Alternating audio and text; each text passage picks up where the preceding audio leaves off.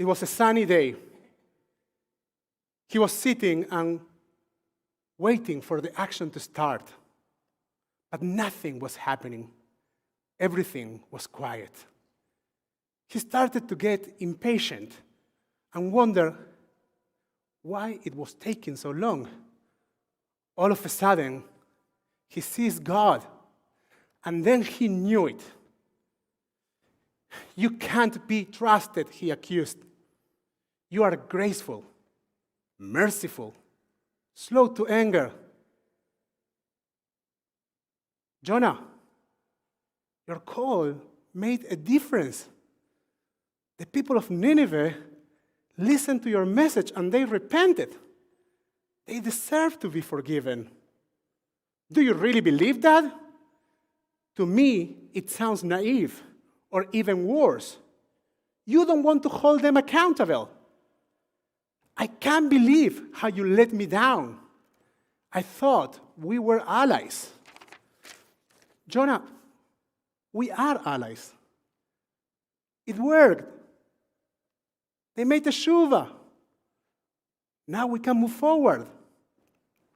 You can. I can't. You better kill me now. I was literally swallowed by a huge whale, and you don't even care. God tried to explain to Jonah that observing the work of the people of Nineveh from up close made him change his heart.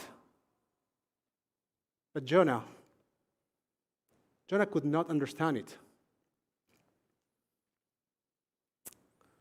Now, the book of Jonah is open-ended. So it leaves us room for discussion, reflection, and yes, imagination. Now, for a moment, let's imagine an alternative scenario. Jonah is laying down on the ground, exhausted and demoralized. And then he looks at God, pulls out his smartphone and says, I will see you on Twitter. Tweet, G doesn't believe in accountability. And before God even reacts, Jonah tweets again. Tweet. It turns out G is not an ally. Now God, who was slow to anger, is not slow anymore and tweets as well. Jonah wants to cancel Nineveh, to which Jonah responds, G is the one censoring us. He doesn't believe in freedom of speech. Then God tweets, Jonah can't handle a difference of opinion, to which Jonah responds, G, do not infantilize me because I disagree with you. Integrity matters. You see how it goes, right? We are so familiar with this escalation. Now, this sermon is not about the repercussions of social media in conflict management, nor about how it has helped us to learn about things that otherwise would have gone unjustly unnoticed. What this sermon is about is how we, as a society, have lost the ability to hold the important tension between accountability and forgiveness. At school age, we all learn that light is the fastest thing in the world. However, adulthood has taught us that in our social dynamics, there is nothing faster than judgment. The high speed of our judgment might be the reason for which our liturgy repeats during the high holidays again and again, God is erech apayim, slow to anger, and rav chesed, full of loving kindness. There is one legend about Abraham, who one night was sitting at the door of his tent when he saw a stranger seeking refuge from a terrible sandstorm. He quickly invited him in and offered him food and a place to rest for the night. After sharing the meal, Abraham asked, "Aren't you going to thank God for the food?" The man explained, "I do not worship one God, nor do I call its name. I am a fire worshiper." This statement kindled Abraham's zeal against the man, and he immediately cast him out. Later at night, God appeared to Abraham in a dream. "Where is your guest?" he asked. Abraham responded that he sent him out because he wouldn't bless God nor call his name, and he couldn't tolerate that behavior. "Abraham, my child, I have tolerated this wrongdoer's behavior for 80 years. 80 years. Don't you think that yourself, being a wrongdoer as well, could have tolerated this for only one night?" Abraham felt offended by his guest's behavior, so he cast him out. But then he is rebuked by God. This raises the obvious question: is there an alternative to casting out when we feel offended? A few weeks ago, I came across a TED Talk by Professor Loretta Ross. Professor Ross used to work monitoring hate groups. She wanted to understand how people could hate strangers that much. She recalls that her mentor at the time, the famous Reverend C.T. Vivian, used to say, "When you ask people to give up hate, then you need to be there for them when they do." Rose explains that at the time these words were said to her, they didn't make any sense. She says, "Because the clan hate black folks, I felt all right hating them back. But at some point, her job became helping people that were leaving hate groups. And once she got to know them, she found it much more difficult to hate them." She explains that she was confused. Quote, "I am a survivor of racial violence, rape, and incest. And I needed to find another moral compass for my life's work. And that compass had to shift from hate to love." End quote. Rose explains that this was what motivated her to work toward building a culture that invites people in as opposed to pushing them out. She calls it a calling in culture. She explains that when you have many different people with many different thoughts moving in the same direction, that's a movement. However, when you have many different people thinking only one thought, only one thought, and moving in the same direction, that's a cult. When you treat, quote, when you treat potential allies like enemies, you are behaving like a cult, not a human rights movement, end quote. She explains that calling in will be, to the 21st century digital human rights movement, what non-violence was to the 20th century civil rights movement. A new way to understand how to truly achieve justice. Calling out implies blaming and shaming, and because of that, it is most often an invitation to a fight and not a conversation, because you are publicly humiliating people. In certain situations, calling out might be an important tool. However, in her view, calling out is being overused.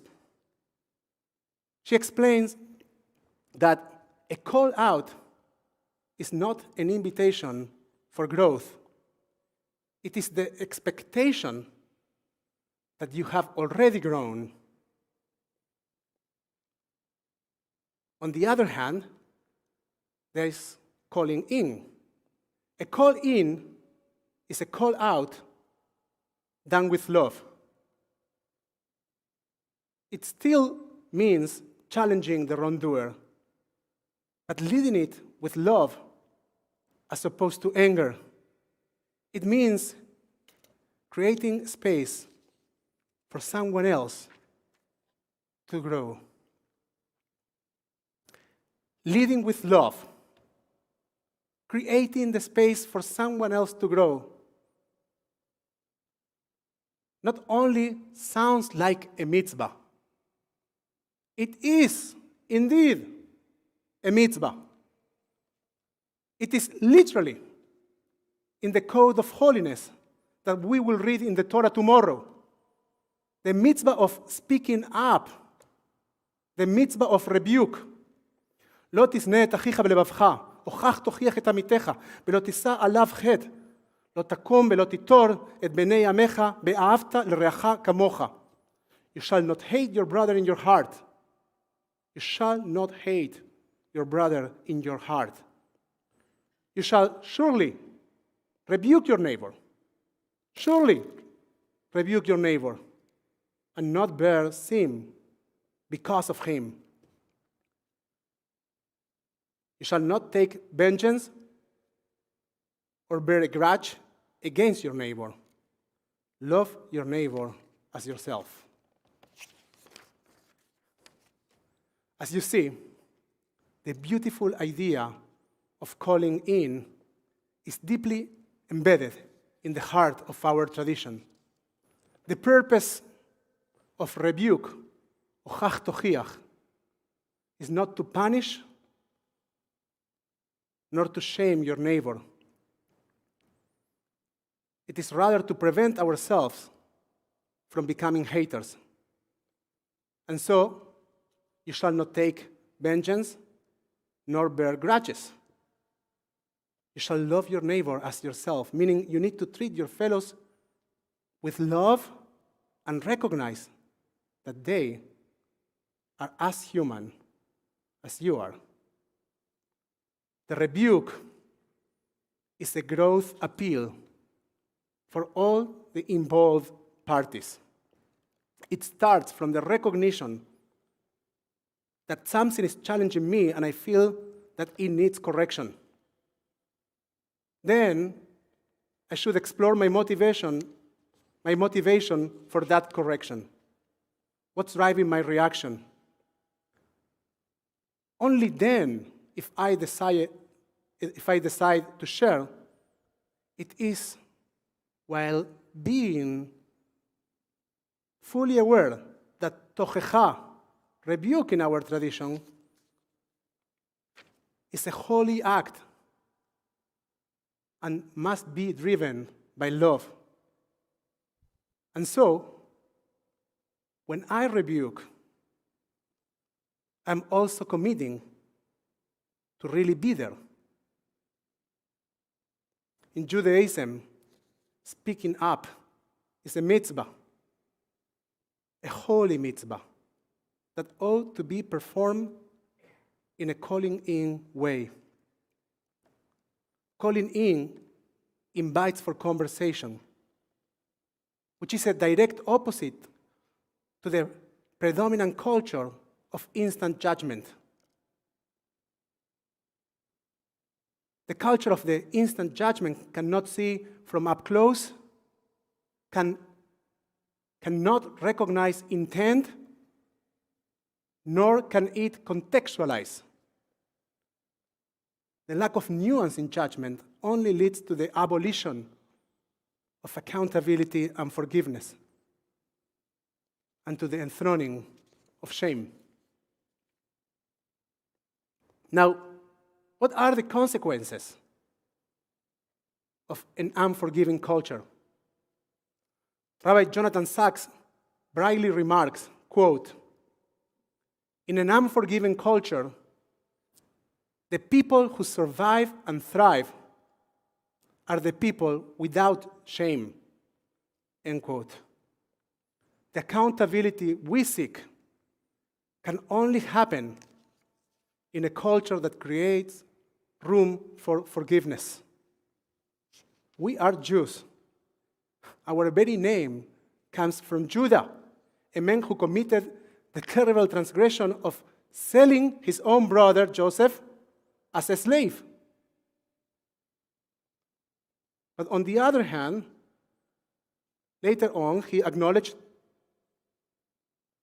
Ashemim anachnu, he acknowledged that mistake, we are guilty, and he was willing to become a slave in order to rescue his other brother, Benjamin. He made teshuvah. And so, he was forgiven by Joseph and by God. Yom Kippur is also called the Day of Forgiveness. And it is rooted in our understanding that people make mistakes. However, this is paired with the conviction that we can also rectify and grow. Before reciting Kol Nidrei, we say, Anu matirim leitpalel im avaryanim. We allow ourselves to pray with transgressors as we recognize our own and our fellows' humanity. And after reciting Kol Nidrei, we say, Vayomer Adonai, salachti kidvarecha. God says, you spoke with me with honesty, you have acknowledged your mistakes, and have taken responsibility for them, so I forgive you. Yom Kippur defies shamefulness by appealing to accountability, repentance, and forgiveness. Yom Kippur reminds us that God has faith in us and doesn't give up on us. And so it dares us to have faith and not to give up on ourselves and on each other. Yom Kippur reaffirms that the vision of a better world is a feasible reality if we choose love to be our compass. If we are seekers of personal responsibility and accountability, and at the same time, we are willing to hold a space for forgiveness. May we have the strength and the courage to engage and to look up close so we increase justice in our world. May we discover potential allies where we used to only see enemies. May we be always mindful that at our core, refraining from hatred, speaking up, and loving our neighbor are holy principles that come together. And may we find the inspiration, the courage, and the words to invite and call people in.